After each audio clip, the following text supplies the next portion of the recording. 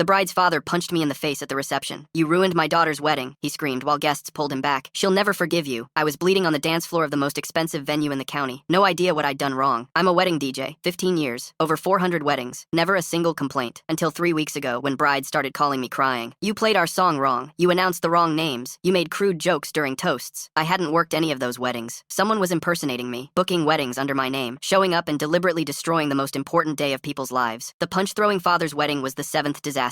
My name on the contract, my logo on the equipment, but I'd been at a completely different event that day. I had an alibi. I had witnesses. I had time-stamped photos from another wedding. None of that mattered to the families whose celebrations had been ruined. My reputation collapsed. Bad reviews flooded every platform. Venues removed me from preferred vendor lists. Couples who'd booked me for future weddings demanded refunds and threatened lawsuits. 15 years of perfect work destroyed in 3 weeks. I analyzed the fake bookings. All had been made through my website's contact form. The impersonator had created an email address nearly identical to mine, one letter different. They'd been intercepting inquiries, quoting lower prices, booking weddings I never knew about, then showing up and performing terribly on purpose. I studied the pattern. All 7 ruined weddings were for families in a specific social circle, country club members, charity gala attendees, the same wealthy community. Someone wasn't just destroying my business, they were targeting specific people. I cross-referenced the families, found they all belonged to the same private club, all had attended the same events. One name appeared at every connection point. Richard Donovan, event coordinator for the club, a man I'd replaced 4 years ago when the club hired me as their exclusive DJ. Richard had lost his position because I was better, cheaper, more reliable. He'd been waiting 4 years to destroy me. I tracked his activities, found he'd purchased DJ equipment 3 months ago, found a storage unit he'd rented under a fake name, found social media posts where he'd complained about losing everything to someone who didn't deserve it. I set a trap, created a fake wedding inquiry from a fictional couple, used details that would appeal to the impersonator. Expensive venue, high-profile family, perfect target. Richard booked it immediately. I called the police, arranged for them to be waiting when he arrived to set up. They caught him unloading equipment with my stolen logo, wearing a shirt with my company name, carrying contracts that impersonated my business. Richard didn't resist, just sat on the curb and cried. "You took everything from me," he said when they let me speak to him. "The club job was my life. When you came along, I became nothing. So you destroyed innocent people's weddings? I wanted them to hate you. I wanted everyone to hate you, like they forgot about me." He received 3 years for fraud, identity theft, and theft of services. The families he'd victimized filed civil suits that bankrupted him completely. I reached out to every couple whose wedding had been ruined, offered free DJ services for vow renewals,